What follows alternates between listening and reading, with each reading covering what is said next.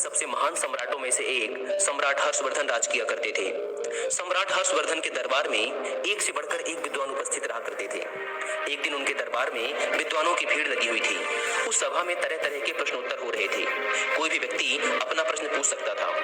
सभा में एक छोटा बालक भी उपस्थित था। बालक ने हाथ जोड़कर अपना प्रश्न पूछने की सम्राट से अनुमति मांगी। अनुमति पाकर बालक ने सम्राट को प्रणाम किया और बोला, मैं जानना चाहता हूँ कि बुद्धि मनुष्य के किस अंग में निवास करती है। प्रश्न सुनकर बहुत से विद्वान बालक पर हंसने लगे।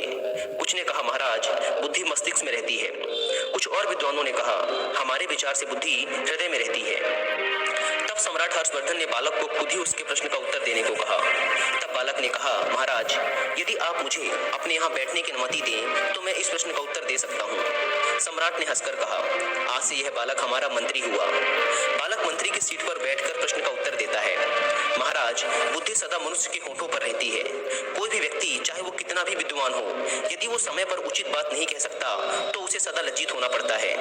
बालक का उत्तर सुनकर सभी ने उसकी प्रशंसा की। बालक ने सभा में दूसरा प्रश्न पूछा, अब आप लोग मुझे बताइए, बुद्धि खाती क्या है?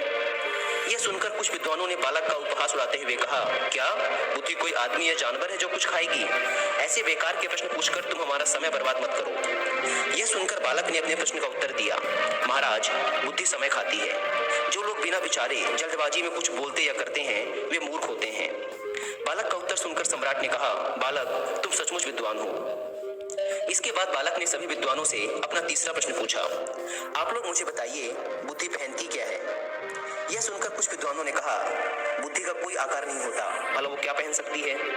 तब बालक ने हंसकर सम्राट से कहा, महाराज, आप मेरे प्रश्न का उत्तर दे सकते हैं, लेकिन उसके लिए आपको मेरी जगह पर बैठना पड़ेगा और मुझे आपके सिंहासन पर। सम्राट बालक की कुर्सी पर बैठ जाते हैं और बालक सम्राट के सिंहासन पर। कुछ देर बैठने के बाद सम्राट बालक से कहते हैं, बालक, मुझे तो कोई उत्तर नहीं सूझ रहा। तब बालक मुस्कुराकर कहता है, महाराज, उत्तर सूझेगा, लेकिन जब तक ये राजमुकुट आपके सर पर है तब तक नहीं। आप ये मुकुट मुझे दीजिए। सम्राट अपना मुकुट बालक को देते हैं। बालक मुकुट अपने सर पे लगाता है और चेहरे पर एक मुस्कान भरकर कहता है, तो अब महाराज को उत्तर सूझ गया होगा। यह सुनकर अचानक सम्राट हर्षवर्धन को एक चेतना आती है और वो बड़ी तेजी के साथ ठहाका मारकर हंसते हैं और कहते हैं, अब मैं समझ गया कि एक बुद्धिमान व्यक्ति के लिए कुछ भी असंभव नहीं। वह आम आदमी से एक राजा भी बन सकता है। बालक, तुम सचमुच अद्भुत हो।